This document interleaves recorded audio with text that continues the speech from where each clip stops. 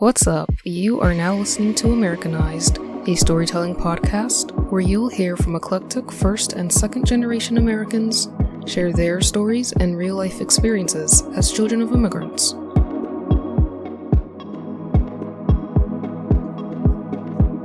I'm your host, Roslyn. Welcome to episode 2 of the COVID Files. This is a series featuring low-quality audio but high-quality conversations that were recorded during the summer of 2020. In this episode, you'll hear from Heather Asante Anderson, a first-generation Ghanaian-American who is studying to become a doctor. We went to college together and met in the Bible study group on campus, which she took over during our junior or senior years. Heather is a woman of strength, perseverance, and resilience. As I mentioned, she's currently in medical school, continuing her journey of becoming Dr. Heather Anderson. She speaks on her love for Ghanaian music, God, and medicine.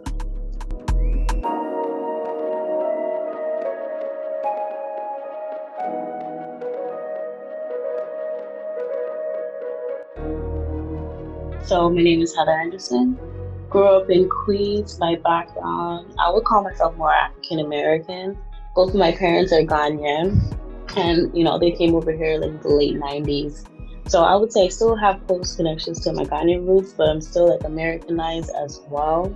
I'm interested in anything that's Ghanaian, African in general too. Dancing, music, and also interest in Bible study, because that's how we connected. It keeps me grounded, and also medicine.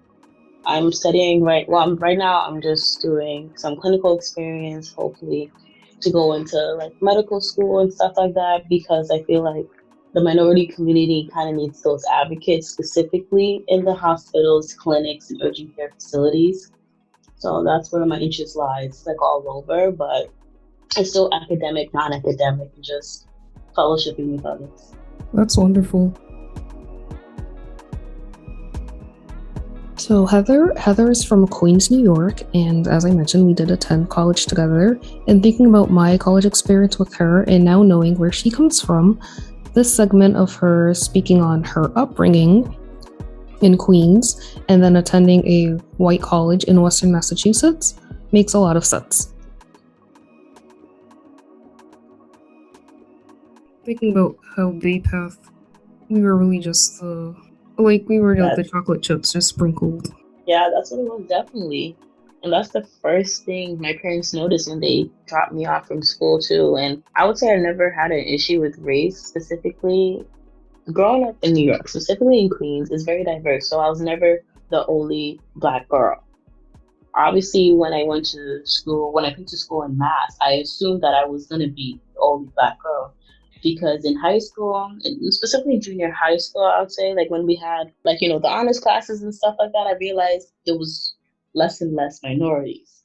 So I realized that in the higher level classes, the minorities got smaller. So I was like, okay, I kind of experienced it a little bit, being like the only Black girl. And I had some teachers that would say, Heather, go to Heather. Like they would say, who's Heather? And they always go to the white girls. And I'm like, oh, that's me. Mm-hmm. Like I'm over here. And I would say not once did it ever hurt my feelings or anything like that, because my parents raised me in a strong African-American household. They taught me my roots, they taught me the culture. Right. So I had a lot of pride in being Black. If you want to get real simple, just being Black. Right. So that never hurt my feelings. One of my friends told me in junior high school how the teacher was like, why can't you be more like Heather? Because she's similar to the other white kids. She gets good grades. She's respectful. And when my friend told me that, I was kind of hurt. I was like, what do you mean I'm like the other white kids? Right. What do you mean I'm smart? And why does smart have to be associated with being white? Mm-hmm. So I would say like that part, I was like, oh, okay. I'm just doing the best that I can. My dad always said, set the bar.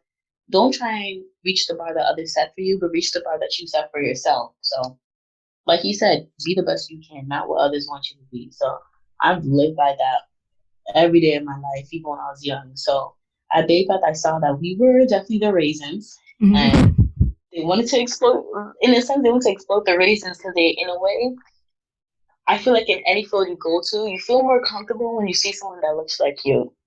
So when they're advertising students that are us, they want to attract students that look like us.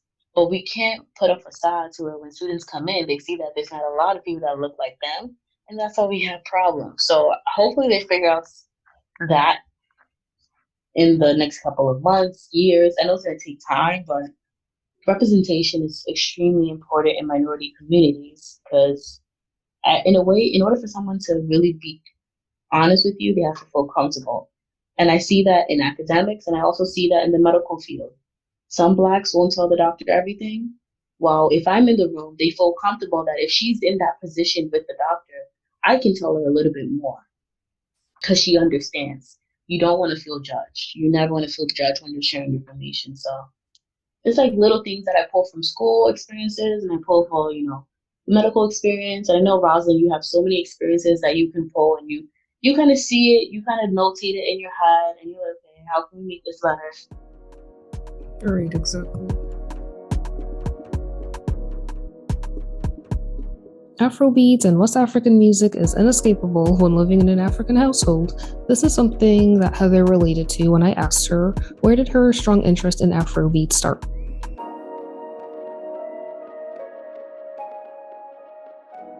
I think it started specifically from my dad because growing up, we were always listening to like the old school African music, Ghanaian music, Daddy Lumba and stuff like that. So that's where it came from. And then I would say in like high school, yeah, high school, junior high school, that's when like Osanto came super big. And that's when I was like, oh, I really wanted to embrace my African roots even more because I was like the dancing and the music just hit me a certain way and it just gets me so excited when I hear it. Like you just feel it throughout your whole body. And it's nice to see that now Afrobeats is becoming mainstream.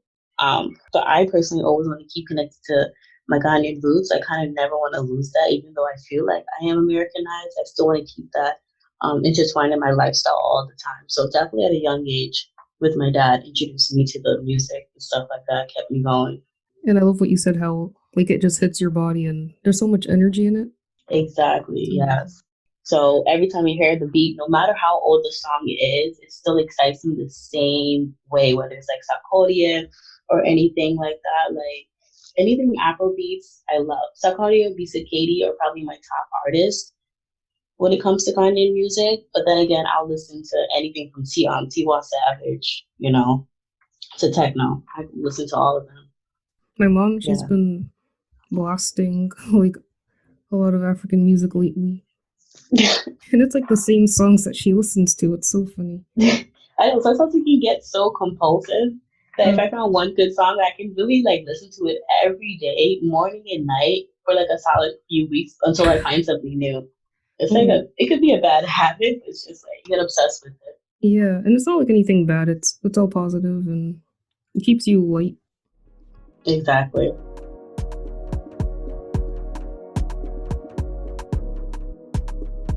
As I mentioned, Heather took over the Bible study club on campus. I asked her what inspired her to do so. I think it was because I felt as though if there wasn't anybody else that was as, I guess, invested, involved, and hungry to keep it going, it probably would have never still been a thing all the way up to my senior year. Because I was in Bible study towards, I would say, the spring semester in my senior year. No, spring semester of my freshman year, sorry. And it was a senior who I believe was in Patricia. She was in her last year of the OT program. They were very open. So the initial one, I believe, yes, it was Chelsea, then it was Patricia. Both were in the OT program, and they're extremely nice, supportive. They had the blue Bible study prints, so that's what I kind of used and continued on to junior year, and then it wasn't until senior year I kind of switched it because I said I don't want to keep it the same, and I saw that you guys wanted different things. You guys wanted music, so luckily one of my residents, Genevieve, she was so amazing. She did the singing for everybody, and it was good to have praise during Bible study. And I think that's something that we're lacking. That was a great thing that she had because I don't think I have the most amazing voice, and I love to play music on the side. But I think when everyone was singing together, it just made it a lot more a lot more personal and I guess you can say holy in a sense that everyone was really trying and was open. So I felt like I had to keep that going, but still add my little twist on it because I felt like each Bible study leader at the time of their section added their own twist. You know, whether they had like weekly sessions, whether they had like, we had a Facebook group at the time, so people would post ideas there too. But I felt like I just needed to because the Bible study group really helped keep me grounded my freshman year because I had really nobody. I came to a state where I literally knew nobody. Never been to Massachusetts a day in my life. So the club was great to build those friendships and they kind of motivated me to start new clubs. So it wasn't just a Bible study. To me, it was really like a sisterhood. That's how it felt, at least in the beginning for me. And I hope others felt the same after. Definitely. I'm so glad you did carry that on. I was there. I remember it with Patricia. I remember those days. Yeah, I believe Patricia was like the second leader at the time because the original was Chelsea, and she's the sweetest girl I remember. And like now she's married, and she finished her OT program. She's working, and I'm just like, yeah. And I remember how she used to stress about it, but then she always said, God's gonna make a way. He didn't bring me this far to leave. She was the type of person. If she was going through something, she spoke so highly about the situation and she was smiling that I was like, how can you be so happy? Right. She was one of those girls. And she would be going through something and she's still smiling. It was just amazing. That's really inspiring. Yes. To see that. I hope it continues on. Well, we don't know what it's going to look like, but I hope they do something. We don't. Yes, I hope it continues. And even let's say it's people don't want to continue it on for a year or something, God will put that energy into someone's heart, that will to push through and then reinstate the club again, Yeah. And it's so necessary. I like that you said it's like a sisterhood. Even though Bay Path is an all-women's campus, it lacks that. It does. Oddly enough, and Bible Club really did that. Yes. Thank you for carrying that on. No problem. Like you guys kept coming, Yeah, you can't have a Bible study with just one person. That's true.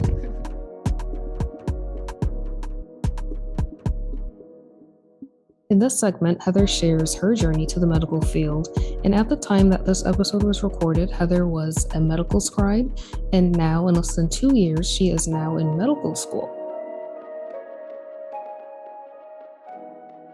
All right, so I would say starting off in high school, I was in the medical assistant. I would say,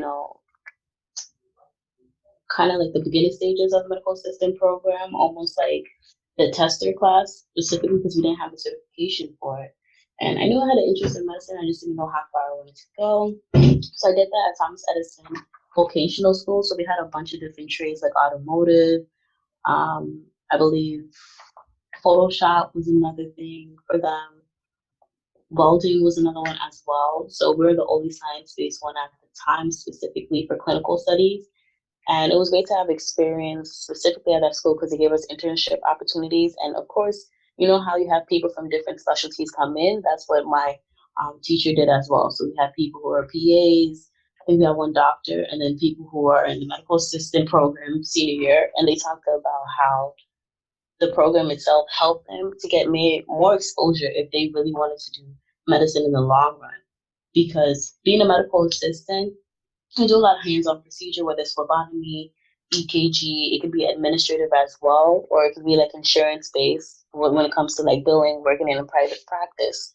So as a medical assistant, when I was taking the class, I was like, this is great, but I wanted to do more. Because I realized you did have some restrictions on what you couldn't do. Like you couldn't treat the patient the way you wanted to because it was the job of the PA or the doctor who kind of took the lead in that patient's care. So when we talked to some of the PAs, they said how they like the 2-year program and you get to change from specialty to specialty. So I thought I could use medical assistant as a way of just getting that clinical experience because a lot of these, I would say higher level sciences, you need that hands-on patient contact hours. So as a medical assistant, that's kind of where you got it from. So with that, when I went into college at Bay Path, I was going to do pre-PA, but when I was talking to a lot of my professors, I was majoring in bio. I said, you know what? I should switch to just pre-med, you know?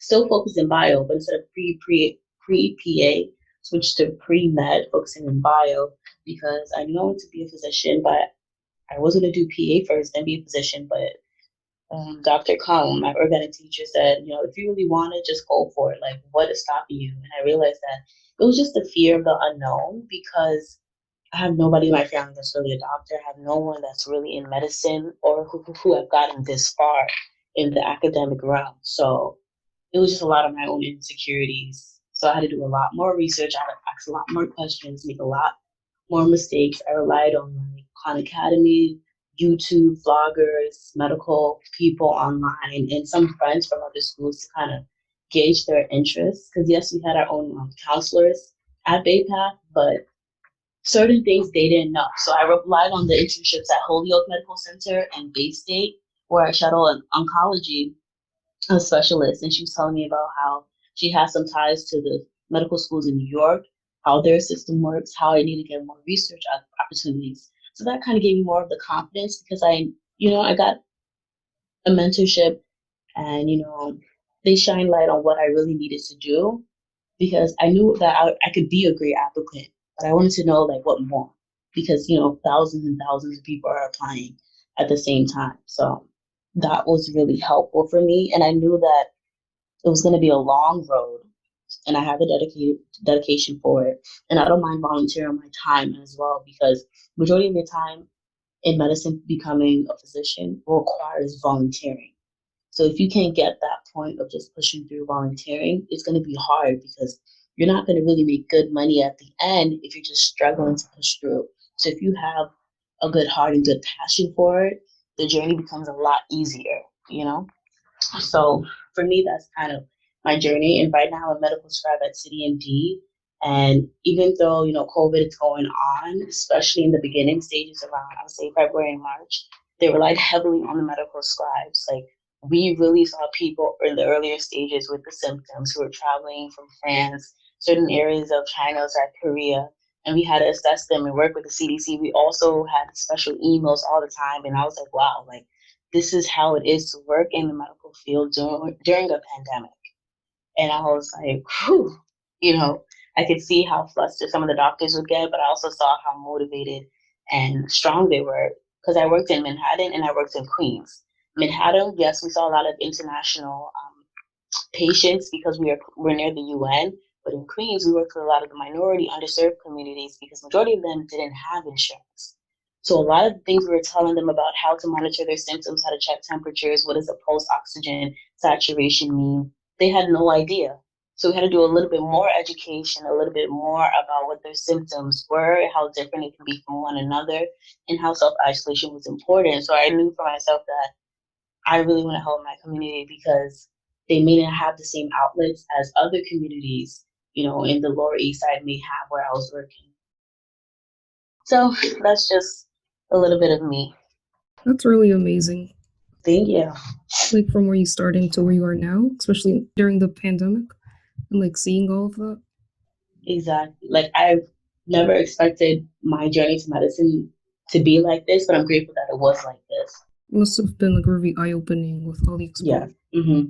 And then even seeing how you can help people in your community and knowing like not everyone receives the same information or more education is needed for certain communities. Exactly. And you're like the best person for that. Thank you, Roslyn. I'm just trying. I'm trying. I just want to use like the gift God gave me because I feel like He wants me to help, and I feel like you have the same gift. I see you like very caring and helpful, and we always want to be that advocate, not just for ourselves, but for people who have the same struggles as us. And just hearing how you had to push yourself to go like beyond BayPath, like outside sources, Khan Academy, other schools, and like you Yeah. can't really rely on your family members because there's no one going the same path as you. Like you're the first, basically. Yeah. Like figuring out for yourself. Oh, that's a lot.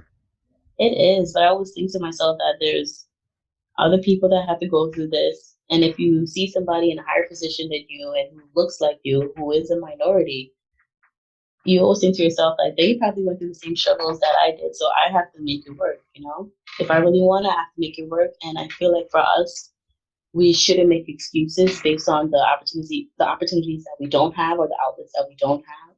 We have to, connect to one another and find a way to get those same opportunities. And if we have to fight a little harder, we just got to fight a little harder to get those opportunities and show that we're hungry for it. You always have to go the extra mile and push extra Yes. hard. Yeah, you have to.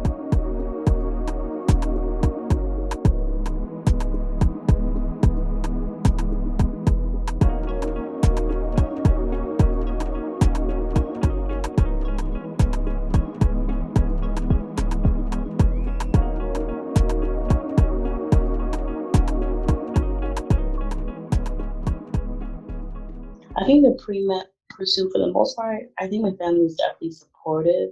It was just hard for them, like I told you, because they didn't know what the pre-med journey entails. They didn't know how long it was. They think that the minute you get your bachelor's, you get a job right away, but you kind of still have to keep getting your experiences, then take your MCAT, then apply to medical school, then you're in medical school. Then you have to do your, whether it's the didactic year, then you still have to get your academics in, then your rotations, there's the residencies, there's so much more. So I think for them, they were just afraid. And some of my family members, I felt like they doubted me because they're like, do you really want to do this? It's a long route. And I was like, I have a passion for it. I'm not scared. I know there's obstacles, but I know I can get through it, So I'd rather start now strong than regret the decisions that I made later on. So it was hard at first because I feel like that's why I did pre PA just to kind of finish school early. But I was like, I know I want to be a doctor, so I have, if I have to do the longer route, I will, and I won't let anyone kind of deter me for that. But they were very supportive. Any concerns that I had, or if I felt overwhelmed, the first person that I would always call was like always my dad. He was always there, supportive, regardless of the time or day. And he kind of knew what I was going through, and he understand the vigor of the academics, the stress that it entails. And he always told me, like, studying is very important, but you have to take time for yourself. You don't want to burn yourself out too early because the field itself, burnout is one of the biggest issues that a lot of new physicians, new DOs, MDs, even OTs and PTs or nurses have to face is burnout. The field itself is so complex. So you kind of have to take it with a good enough endurance, stamina to keep pushing through and not overwork yourself earlier on. So I think that was the greatest lesson he taught me because I just wanted to be the best. And I still feel like I'm striving to be the best that I am rather than be the best in everyone else's eyes, which is close to impossible. So I like that he just put in perspective and said, you're doing the best you can. Well, I love that support. It sounds like you always talk about your dad in school, and he just sounds like a great guy. He is. I wish I can meet him. Of course, little things can happen and we go back and forth, but he is a reasonable guy because he's been through a lot in his life. So I get it. Growing up in Ghana is very different than growing up here. So you know that when you're here in the States, you're here because you want more opportunities. You're here because you want a better life for your kids and family. So that was the goal for him. And that's the goal for myself and my kids. So, like, you decided to be a doctor on your own. There wasn't no, like, parental influence on that? Because you know how parents are like, do better, go higher, be a doctor. Yeah. Exactly. Like, I'll be honest, you guys, and I put my right hand up. Never in my life did my parents say you have to be a doctor. Ever. If anything, my dad initially wanted me to be a nurse because he felt like the schooling was a lot shorter, it was a lot quicker, and he felt like I would be done with it super quick. So even being a PA was a little too much. So now when he said be a doctor, he was like, wow, that's a lot. That's a lot. So none of them said to be a doctor. If anything, they wanted me to get something that specifically, was in medicine, paid a good amount, and I was able to enjoy it and didn't have to stress over it. Because I guess with TV and we were talking to other uncles and aunties that they know or friends who have kids in medical school who are doctors and lawyers or, just the top in their field in business, they said how overwhelming they felt, how exhausting it was, and they just felt like it was too much. But that's because if you don't really, I feel like personally, you know yourself. You know what you're willing to put yourself through, and you know what you're willing not to do. So I can't base my experience on somebody else's. That's a good point. That's funny that he pushed you to be a nurse, and then you're like a doctor, and he understands like it's not an easy road. So yeah, and I just love how you're so like self motivated and you're pushing yourself, and like that's You really have motivation. to, like, I feel like you have to be. You have to self motivate yourself because there's going to be a point where you're halfway through that goal, and then if you don't have the self motivation, you're going to be like, you know what, never mind, and then you just quit. And we don't know how long we're going to live, so you don't want to waste time doing something you do not have the passion for. This is not the time to be wasting time.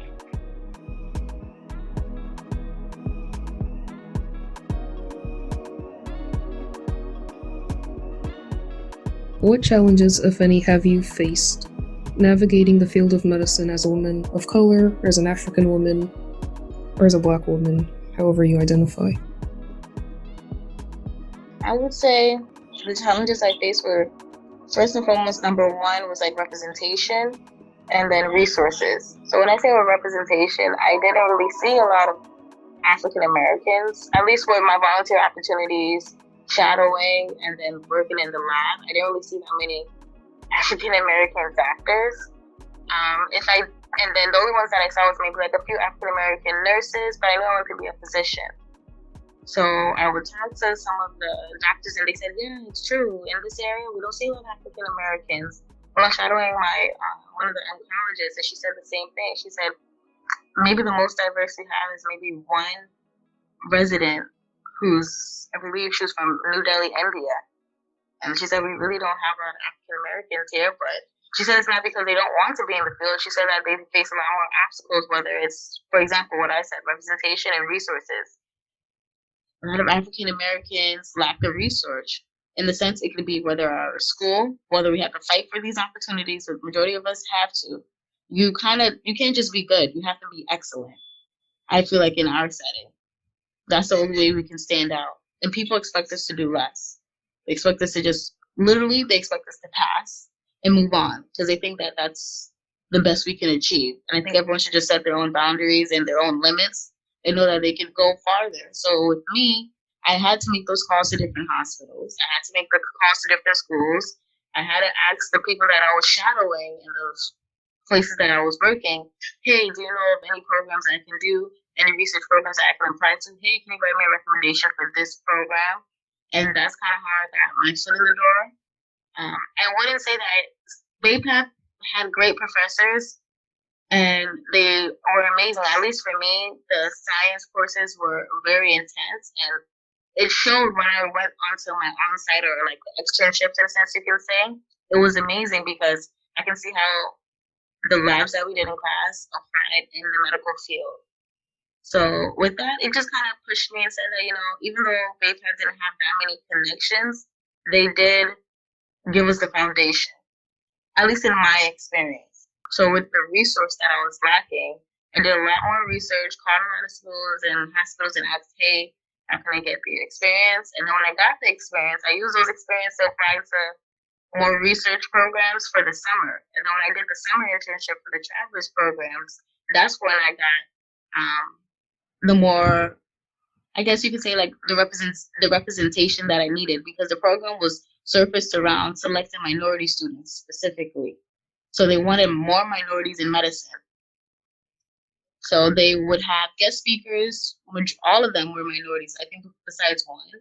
But all of them were either Hispanic, Indian, African American. One was like an African American transplant surgeon. He talks about his journey growing up in New York, going to different schools, how he had to fight for his spot. And then we had this Hispanic woman. She talks about how women really have to fight for their position at the table, because most of the time we're not really great with when it comes to negotiating, for acknowledging our skills, and we just settle. While you see the male counterpart, they will fight for the negotiation, asking for a higher, let's say, salary, and they will get it. Or if there was a hard complex surgery, most likely they will get it. So it was those little things that I was like, okay, write this down, acknowledge it. But I feel like for me, those are more the limitations and obstacles that I face. And I'm grateful that I faced them because I have something to talk about, something to write about, and I can see my journey. That's amazing. Seeing your journey and seeing how you navigated that. And a lot of self-advocacy that you had to do for yourself, which is amazing. You have to. And I feel like if you, let's say, if I didn't really want it or I didn't really like the field, I would have gave up a long time ago. It really shows that how I really wanted it. I really want to be in a position, and I said I'm not going to stop the obstacles that are in my way to defeat my purpose.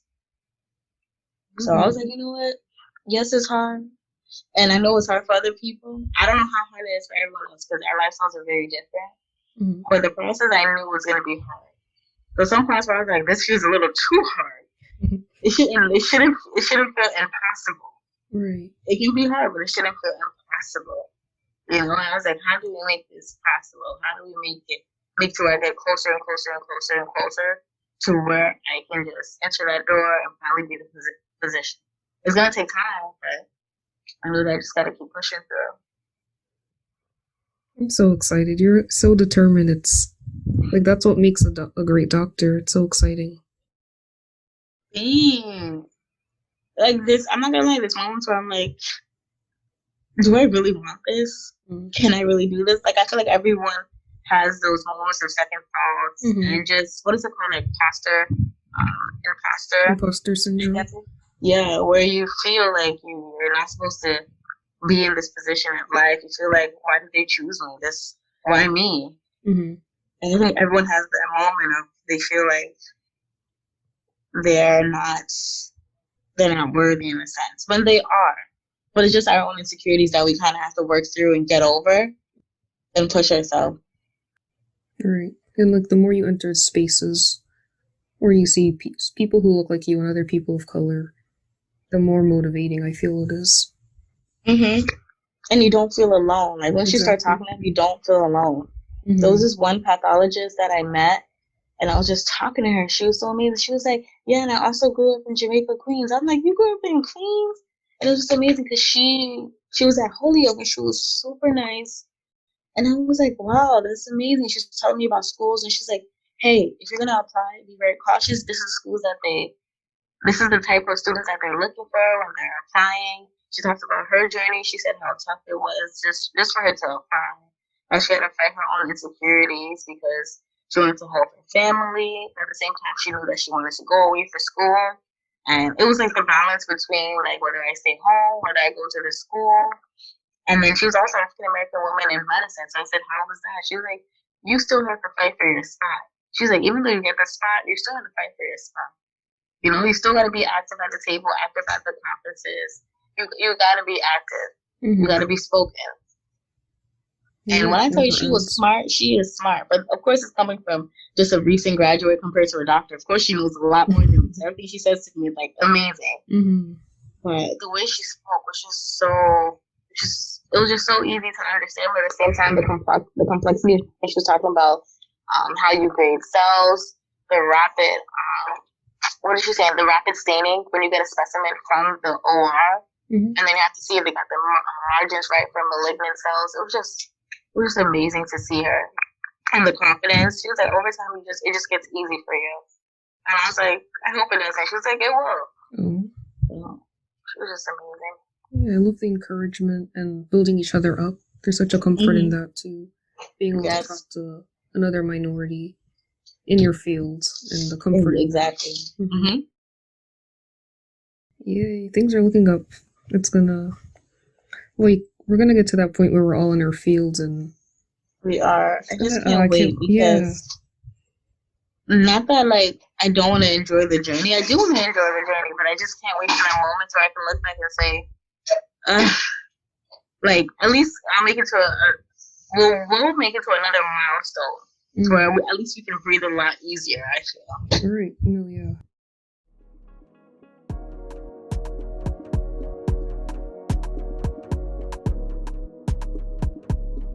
And finally, here's Heather's take on women's health and advocating for your own health concerns.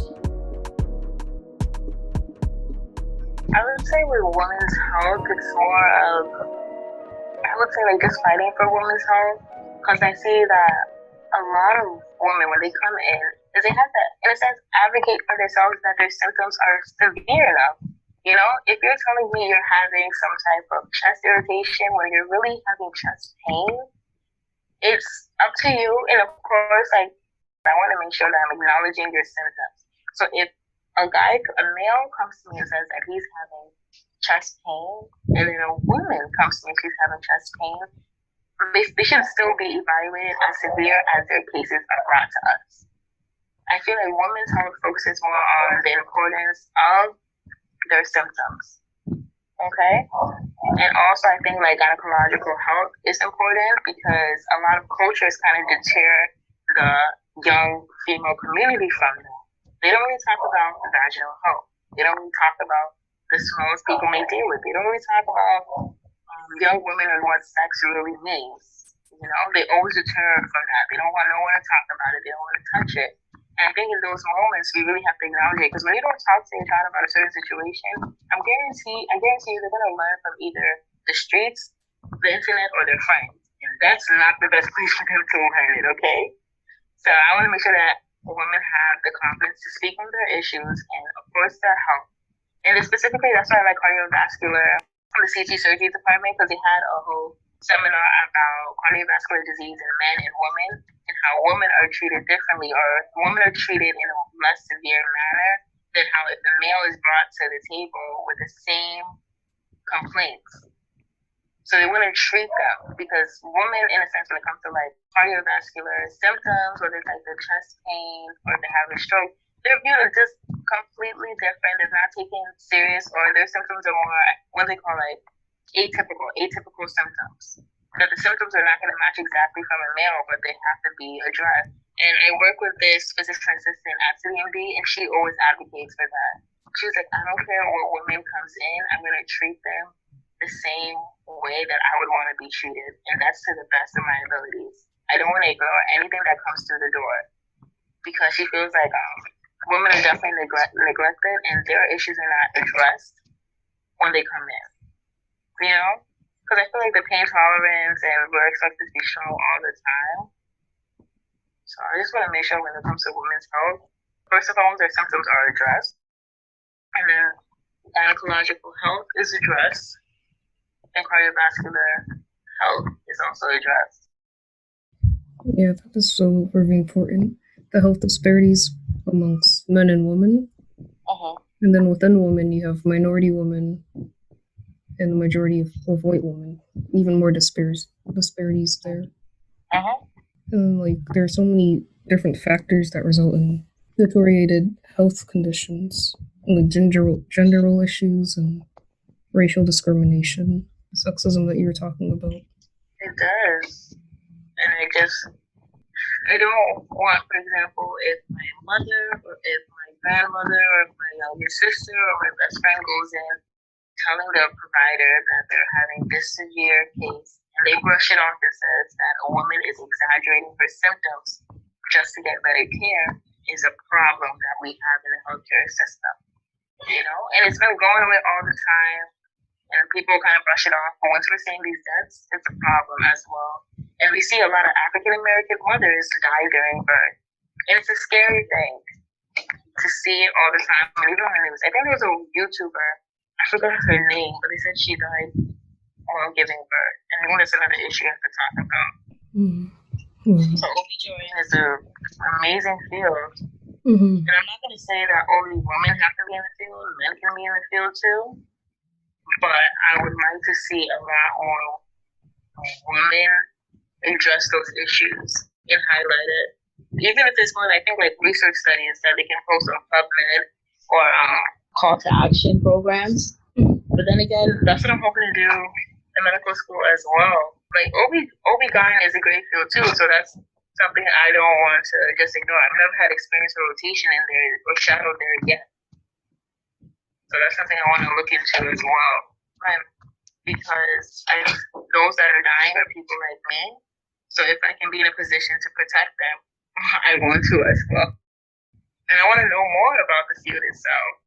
Everyone keeps saying, why are African Americans dying during childbirth? Like, I don't think people understand the severity of it. Mothers are dying while giving birth to their own child. It's almost like two patients go into a room and only one or none comes out. And we need to address it in every setting possible. It is crazy, and I've seen that more in the media. Like, I know you talked about there's a huge stigma with gynecologists and sex health. Do you believe that's a cultural thing or a societal thing? I think it's cultural, just because a lot of people don't want to, depending on their culture, whether it could be like Muslim, Islamic, even more of like Pentecostal Christianity too. You got to be very cautious, and I guess in the way that they speak of gynecological health, because people don't want to be seen as obscene or vulgar when they talk about it. But my thing is, why is talking about vaginal health vulgar? It is my body. I need to address this. I want to talk about this. I want to have more education about it. And when you kind of make it to seem that when a woman talks about her, her vaginal health or what's going on with her GU health, that's what we'll call it, it's a problem. But when we have all these other outlets that are over sexualizing female, that's okay. So it's almost like, and that when you over sexualize a female, whether in the streets or even media, I think that's more societal. Our culture is saying that women should be pure, women should talk about these things, not even do these things. But then how can a woman know what's going on with herself specifically?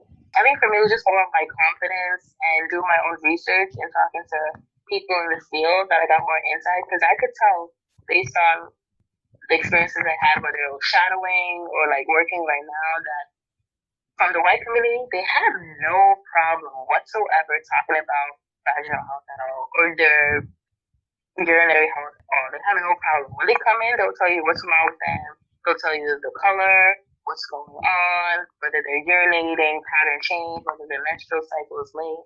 But when a minority comes in the office, they're very cautious with their words. They don't even know how to explain what is going on.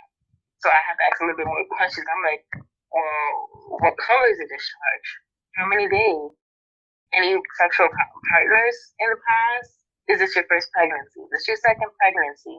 Are they all full term? Little things like that. I can see the difference on how each from whites and blacks present their case. So you can tell that while some people have more, I would say, confidence in expressing their symptoms, some don't, and it could be because they don't know much about their own, urinary health compared to school, or it's cultural to where they're not allowed to really talk about this out in the open. It's seen as unladylike. Right. So it sounds like there's more shame in minority women. Exactly.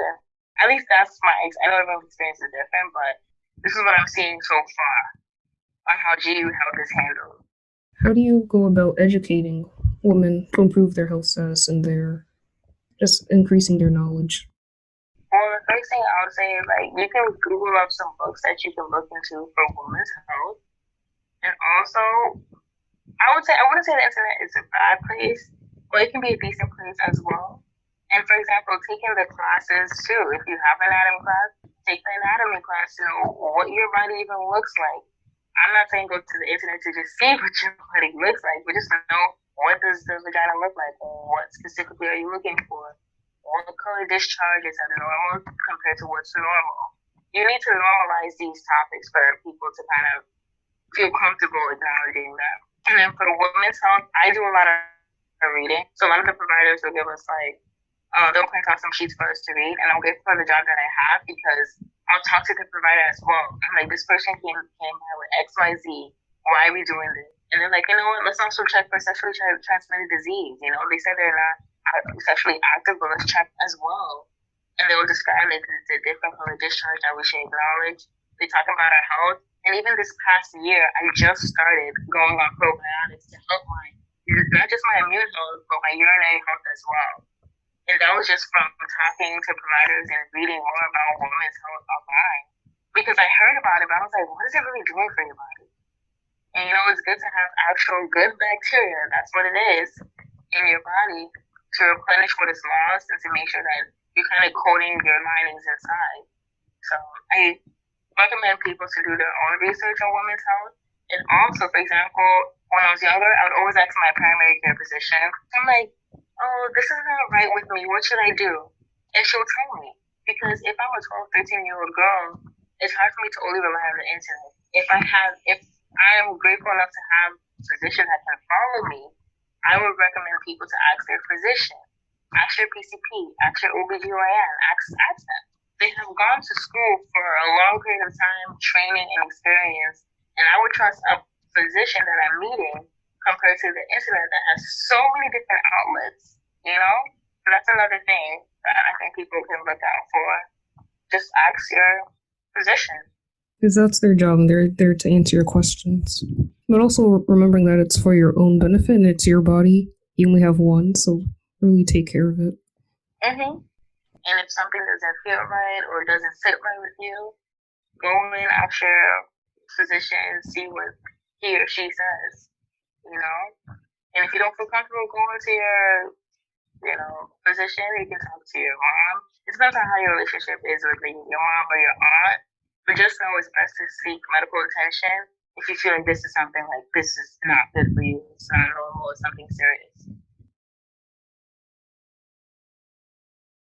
So when it comes to women's health, be honest. Any question you have, ask. Don't act like any question is too silly, too dumb, too vulgar. It's your body. You can talk about it. That's true. I think that really has to be heard. So, like, maybe there's a feeling that the physician is judging you. Like, when they ask these personal questions, it's like a judgment, especially if it's something you've never talked about before. Yes. What is something you want everyone to know about you, like all the listeners? Anything. What's the message you're leaving us today? I guess I just want everyone to know that Heather is just another person just like you who wants to be great in this world, who wants to do great, and I believe everyone else can do great. And I am an approachable person, so if you see me or you want to like email, text me or anything, I'm cool with that. And I just want people to know that I've been through a lot of my life, and I guarantee you guys have been through a lot of your life. But just know that there's so much more than what society puts out for us, you know? So just make sure you're pushing yourself, but not to the point where you feel like you want to give up. Push yourself enough, find time for yourself, just like how me and Roslyn were talking earlier about, self-care. Find those moments to check in, and make sure you have a few days of self-reflection and good people that are with you to help guide you and support you. Because even though you may feel like you're the strongest person, listen, I feel like I'm the strongest person on this world too, but I know that I need those moments. Find someone to just kind of have those moments to talk to, call when you're stressed out, and know how to vent healthy, in a healthy manner. So if there's anything I want to leave you guys with, it's just keep doing what you're doing. Whatever you're doing great. And if you don't have no one to support you, I'm there to support you guys. And I just want everyone to do great, Even my enemies, I still want them to do great, And don't let other people hog you down or make you feel less than. Oh, that is so wonderful. I'm like all smiley right now. That was a good message. I just try to be motivated because I'm like, sometimes you have to hype yourself up. Keep loving yourself and keep taking care of yourself. Yes. Thank you so much for listening to this COVID File episode 2. Hope you liked what you heard, and I hope to catch you in the next Americanized episode, as well as the next COVID Files episode. New episodes coming out every other week. All original music produced by Stubborn Saul. That's STBRNSAL. Be sure to catch him on all music listening platforms, and stay tuned for new music. Be well and take care.